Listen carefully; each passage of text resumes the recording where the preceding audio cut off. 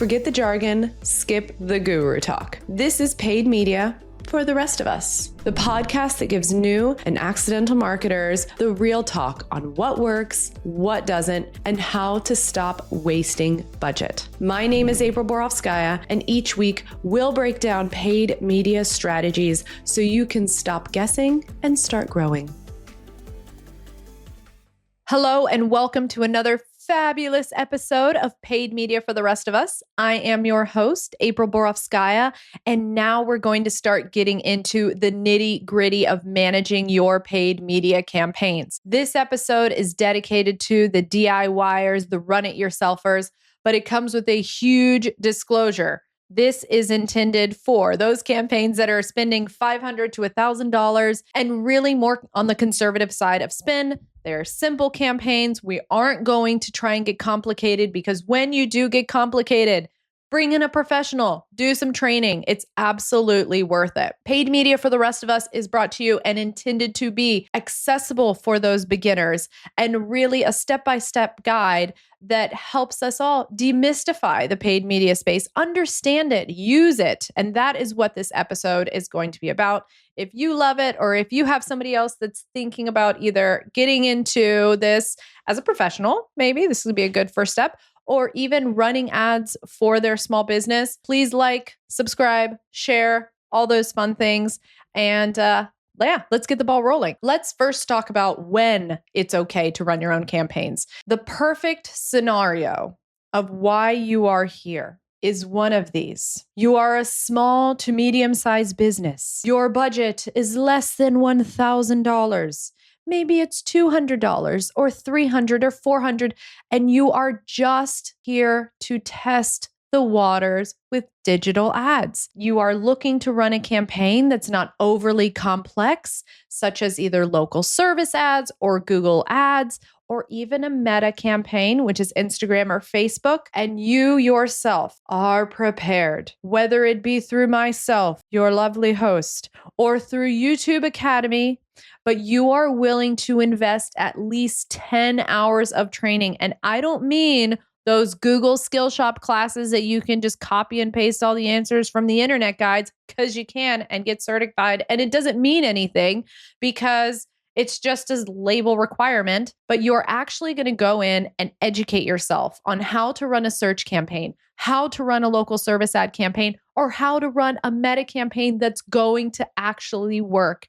And also, you are willing to humble yourself and get on the phone call with Google Ads support and with the Google local service ads support to understand how to set these up. Big disclaimer on that one. Google search support is monetarily driven. So when you get on a call with these guys and they start using words like broad match and increase your budget and opt into Google search partners, please don't. And we will cover all of that. We'll touch on it today a little bit. We will cover that in some other episodes and some other red flags to be wary of when you are coming into this space. Also, in this DIY run-it-yourselfer space, there is no problem. There is no issue with stopping yourself and saying, this is too much for me. I need help. I need support. You can always reach out to me, or you can go to Upwork, of course, and find yourself a freelancer that's going to help you, whether it's one-on-one consultations to finish setup of a meta campaign, or a Google Ads search campaign, or a local service ads campaign, or whether it's now you want to retain either a freelancer or an agency ongoingly. There is nothing wrong with saying, this is too much for me. I either need a short-term resource or a long-term resource to really make sure that this is successful. This takes time. Google Ads takes time. Anything that is done right cannot be done in a simple 30-day training course. And I say that because what Google is presenting, what all of these paid media platforms are presenting today and serving ads on today, it's not the same as it was 90 days ago, and it's not going to be the same as it is 90 days from now. The paid media space is always evolving. If you are looking at content on YouTube to educate yourself on, please try to find the most recent and current stuff that you possibly can, because the strategies from 2023 do not apply today. Now that my spiel has ended and we are here and you have heard all of the disclaimers and you've said, April, you haven't scared me yet. I am ready. I am invested in making paid media part of my strategy. Well, welcome. And let me enlighten you with some basic tools and setup processes for Meta, for Google search, and for local service ads. Before we begin there, in this section, we're going to talk about creating your first campaign, setting up billing, targeting settings in Facebook ads, how to have the right content. But before we get into the nitty-gritty, we really need to identify when it's okay to run Facebook or Instagram ads, when it's okay to run a Google search campaign, when it's okay to run a local service ad. Let's start at the top, literally the marketing funnel top.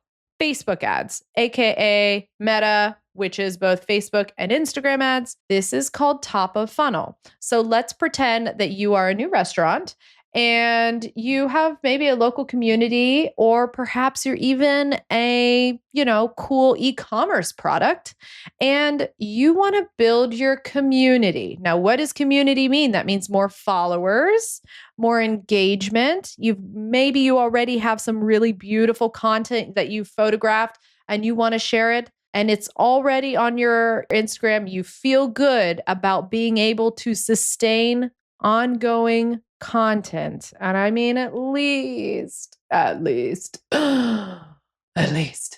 one post a week, like at least. And then you still got to do stories. I mean, social is its own beast of management, but if you feel strongly about increasing your community and visibility, start with Facebook. That's okay. If you are focused on conversions, if you are focused on a conversion is somebody who is going to purchase your product, retain your services, hire you as their landscaper, or get a new roof from you, Meta is probably not the best place to start because it is slightly higher up the funnel, which means those who are on Meta have not made decision on retaining a specific service, right? I know I go on Facebook and I play around with all my horse lady friends. And then all of a sudden I get distracted when a pop-up shows up for some really cool new water bottle and I go off the hinge and all of a sudden, but I wasn't going onto Facebook to buy that water bottle. So it's slightly higher up the funnel. You will get visibility, but it's not as high of an intent audience. Therefore, you have to make sure you have good creative. And you have to really build that community first and that consistency first before tapping into the ads. Google search. This is a really good place. This is those when you Google, attorney near me, and you see the written responses, but in the top left corner, there's something that says sponsored right there. Those are Google search ads. When you go into this space, it might be because you're an e-commerce product, right? You're selling something. Maybe you're even selling it locally, or a certain service that might not be offered in local service ads. You can go with this, but we'll also get into the nitty-gritty on keywords to run. You want to be super careful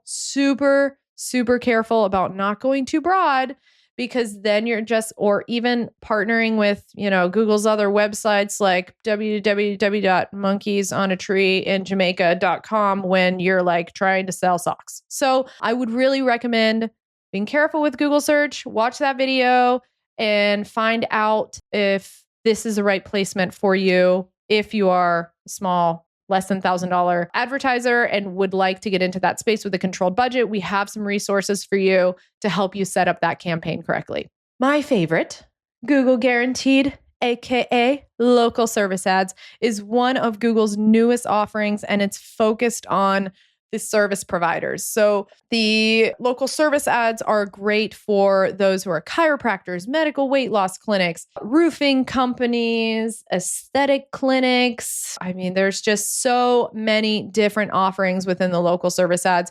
You can visit the website online, just even Google local service ads. On that page, about halfway down, you'll see the different industries that they offer, everything from childcare to attorneys and beyond. Just see if you can find out if your industry or your specific space is offered. I will say they're constantly adding new things, yoga studios, massage studios. So there are still some that are missing. For example, if you're a riding instructor, horseback riding instructor in Ocala, Florida, unfortunately, there's not quite a horseback riding category yet, but if we advocate enough to the local service team, they will certainly add it. But local service ads, it's really great if you are a service-based industry, you want to populate at the top for a service that is local to your community. Everything from tree trimming, I can just go on. There are so many things. I really love it. Best part about local service ads is that you are paying per lead. But April, what does that mean? How else would I be paying? You ask yourself. This is the beginner guide. So if you are not paying per lead, so for example, in Facebook as well as in Google search, you pay per click. And this is where the words and the jargon like conversion rate become responsible, because just imagine if you have a cost per click of $3 and you get 10 clicks a day, that's $30 in a day. So we also will have an episode on doing some of that math and how to really identify what your budget should be and making sure that you have space for it. But that is an important metric to keep in mind that is relevant to Meta as well as Google search, but it is not relevant for local service ads. So again, I'm just going to put it out there and say, if you're a small business and a service-based industry, start with local service ads. Another thing you'll really like is that their customer support will help you. However, the requirement of local service ads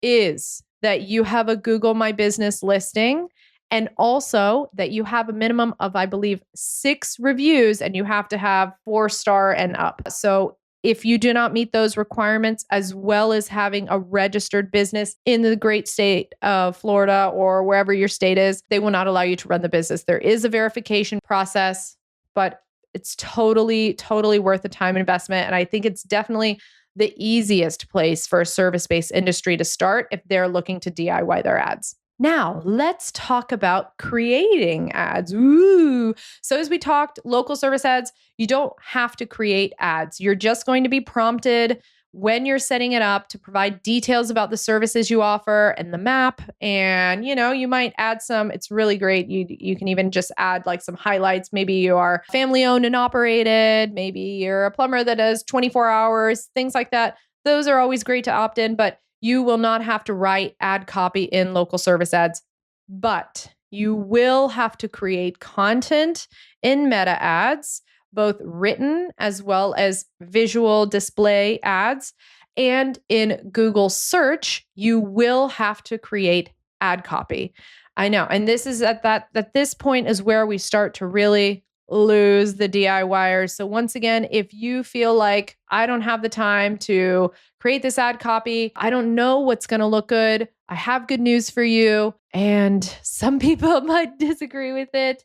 But if you're real smart about it, use it to your advantage, and that is leverage AI. I know, I hear you. I heard the sigh, even all the way on this other side of the screen, but please use AI when you can and in the best way to create some ad copy, and you'll be quite happy about it. For example, if you are creating a Google search campaign, and most of these campaigns are run with something called responsive search ad, you will want, or an RSA, you will need to create 15 headlines that are 30 character maximum and 4 descriptions, which are 90 character maximum. Now, any human being, that's labor intensive. For you, it might be great, but I have to say most business owners, and I do this myself, I think that something is going to sound great for my business. And then I have a third-party professional come in and say, well, actually, that's not the best call to action. So what I recommend if you are creating a search campaign and you need some help creating ad copy, pull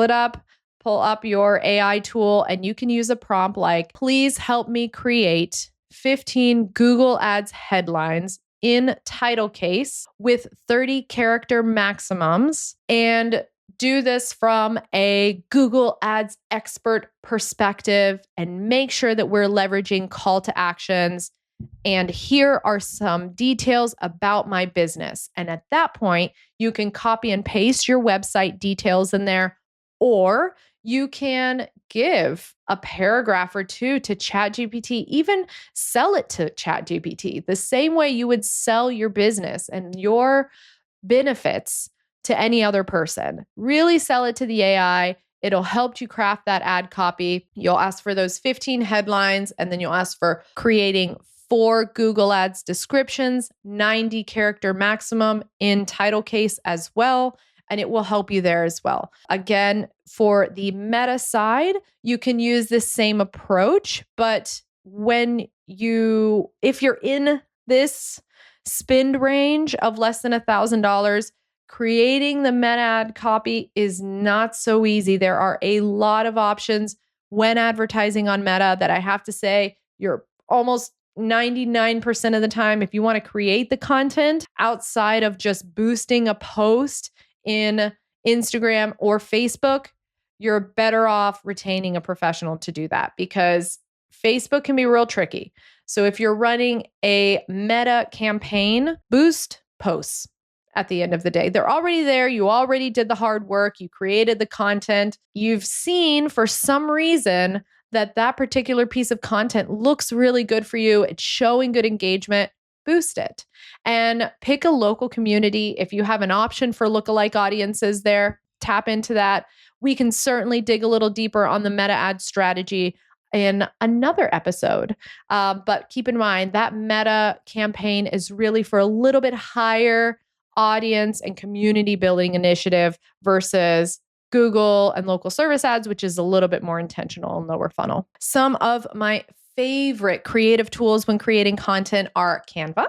Oh, I love me some Canva. I use Canva all the time and just honestly will have a glass of wine and just get creative with it. I use it for everything from my birthday party invitations for my kids to creating video and creating static imagery. Canva is a really great resource. It's very cost effective. Google Gemini does an amazing job of creating AI content that just looks real. I mean, we've created some very realistic content using Google Gemini. If you're looking for the display content to create for meta ads. And then of course, ChatGPT and some of those other AI tools are really great for helping to create some of that content. When you are creating this content, keep it simple. Use strong call to actions and focus on your unique selling proposition. To relay that in simpler terms, think about why you love your business, why someone should come to you above all others, and then use AI to create some of those CTAs. If used correctly, it can really fill in that space of education that maybe those who don't have a professional background in marketing can fill with that level of expertise, as long as you are the expert in knowing what is so great about your business. Let's talk about targeting, yay, and audience settings. So in Google Ads, you will have multiple options when setting up your targeting in locations. So be very careful. Please be very careful. There is a nifty little button right under when you put in your locations. It says presence or interest. Be super careful and always select the presence in, especially if you are doing something like professional plumber near me. The reason I say that is I had a client who we took over their account and they were focused on a very small geographic target of about 10-mile radius, but they were in Clearwater. And we logged into the account and we were wondering why they were getting such an influx of traffic and spam traffic from abroad. And the reason why they were is because that presence or interest. So remember, anyone who might live out of the country or out of the state who has ever looked up Clearwater, Florida, could potentially be served with one of your ads, even if they're not in the immediate 10-mile radius. So I like to always make sure that my location target is set to presence in. When it comes to selecting the search network, I will always opt out of a display network for a search campaign. That is a preference of mine. Dilute spend, you run the risk of your ad populating on apps and things like that. And then the Google Search Partner Network. And the Google Search Partner Network means that your ad is going to populate on non-Google websites. And I don't mean like, oh, Yahoo or Bing. I mean really random websites that you have never thought of. And be very cautious about that. Unless you hit an issue with volume at some point, opt those out. Make sure as well, and this is where I say like search even does require a level of expertise when you're setting this up, even if just temporary. There are so many nuances in there you have to be so careful with. And another major factor of success in Google is conversion tracking. So if you're setting up Google Search campaign, you should be sure that you also have Google Analytics already set up. And that in its own is part of that. Hey, be ready to invest about 10 hours of training in there because Google Analytics setup is imperative to a Google Search campaign success. Why? Great question. So your campaign might begin on something called a max clicks bid strategy, which basically says, hey, Google, give me just everyone who will likely search for best plumber in St. Pete, Florida. I want all the people that will search and click on my ad as a result of that. But the goal is to ultimately transition to a campaign strategy that is not just going to get people clicking on the ad, because that's great, but how many of those people actually ultimately called you and made a booking and you retained as a client? You will need that information, which can and will live in your Google Analytics data for your website. You will need that to educate your Google search campaign on who the right people are. And so highly recommend. Search can still be as complicated as Meta. It's right there. I'd say the safest place for a very small business with up to 1K for service-based interest is local service ads. And I strongly advocate if you're about to run a Meta campaign or search campaign, hire a professional, even to help you. Even if you think that you can do this yourself down the road, start with humility and retaining a professional at some point. Facebook ads, very similar, and Instagram ads. I know I use the three interchangeably: Facebook, Instagram, Meta. Instagram and Facebook advertising, especially when boosting posts, you can boost, but you should also really know what some of those audience and demographic and interest and target behaviors are. Take a look at the analytics tab when you're on your Instagram.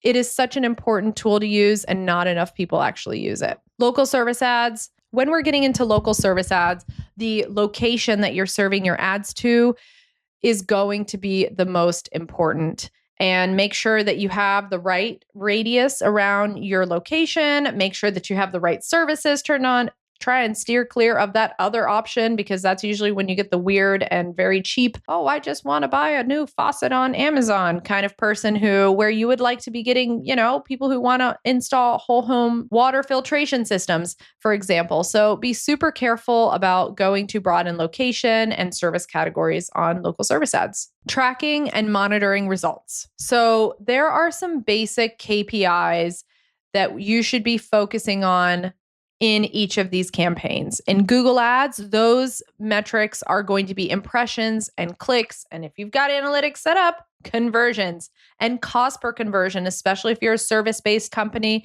The metrics for success that you're really looking for in a successful Google Ads campaign are impressions, clicks, conversions. If you are service-based, it's typically a cost per conversion.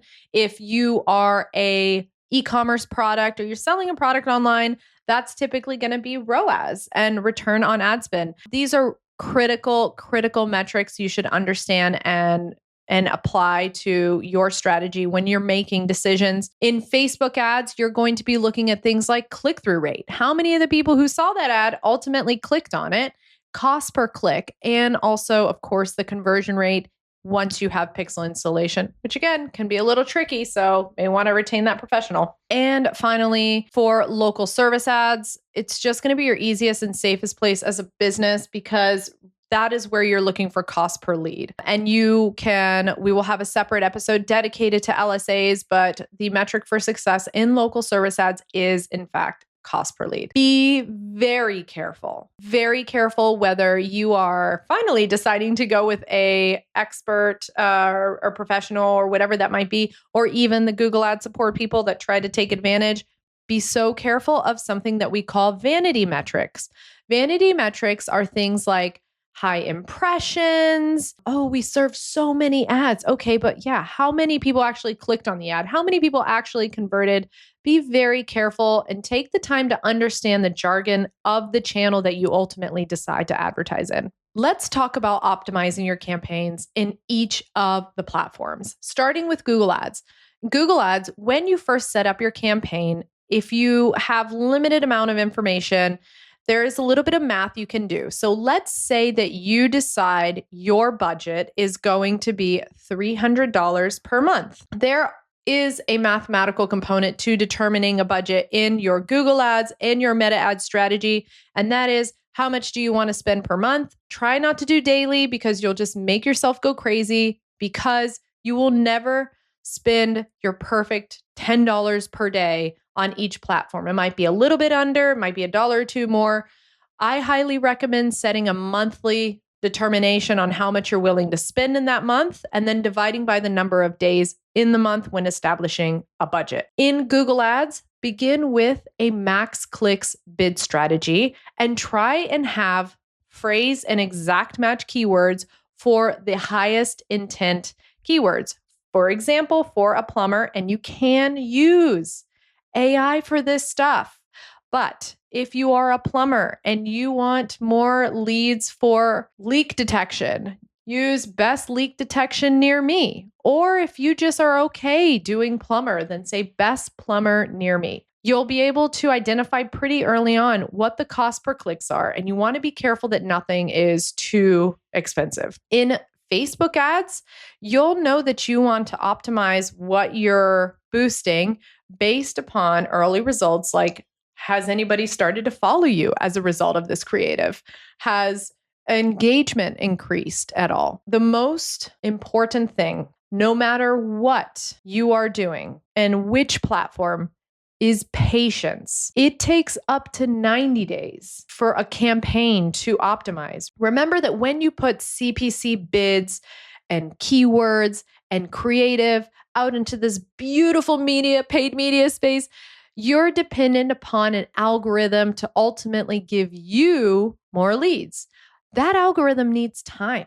It doesn't happen overnight. It takes time for that algorithm to learn. You should see a fully optimized strategy within 90 days, but typically within the first 1 to 2 weeks in these smaller campaigns, you should start to see some sort of traffic start to trickle in or change. A/B testing matters. Test out different approaches, especially on Meta.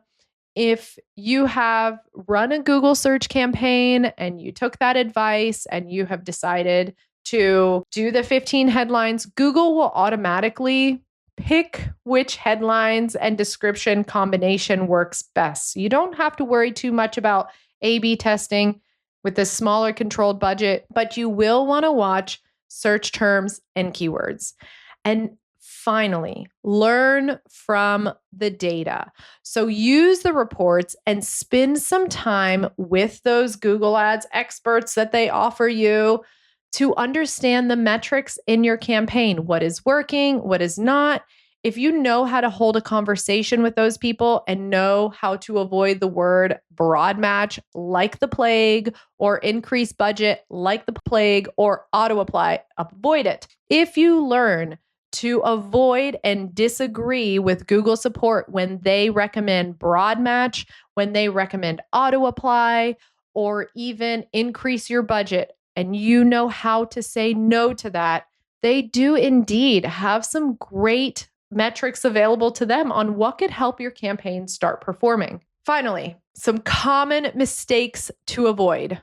Not checking for errors. That is having a call with a Google Ads strategist, and it's free. It's a free support system that they offer, but checking those campaign settings like budget and targeting with them on the phone early on in the campaign is vital. Again, just avoid their push and their pressure for broad match keywords, for auto applying any settings, and also for increasing budget. Be very, very careful about that.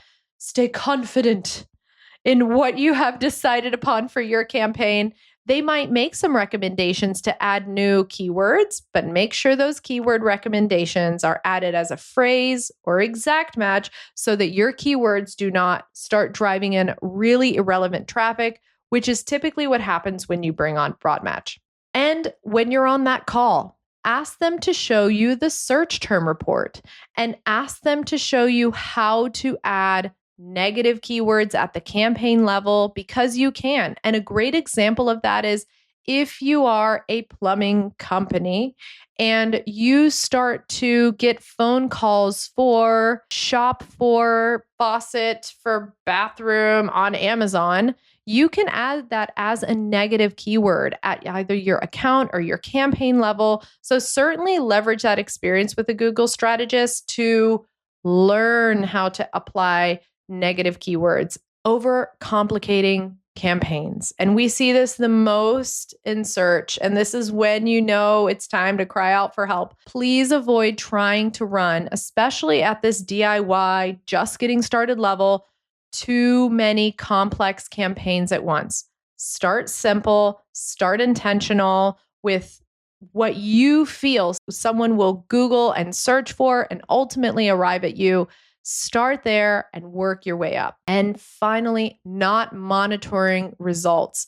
This is where we say, if you are going to DIY, please go into your account at least 3 times a week and see if there are bizarre search terms coming in, if you are starting to get calls, if something appears broken, maybe billing didn't go through. Be sure that you are monitoring your campaigns at least 3 times a week. Closing thoughts. If you've made it this far, there's still a fighting chance you have understood the time commitment required to learn and manage your own paid media campaign and are willing to accept the task.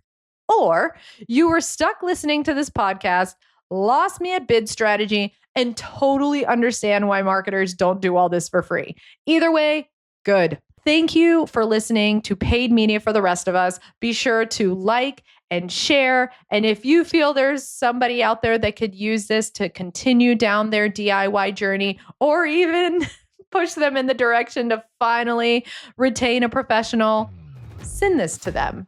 Or you can always set up a call with me, and I would be glad to help you down your paid media journey. As always, stay curious. Thanks for listening to Paid Media for the Rest of Us. If today's episode helped clear things up, pass it on to a fellow marketer who needs it. And if you're ready for more real-world guidance, follow and join me next time. Until then, stay curious, stay focused, and keep learning.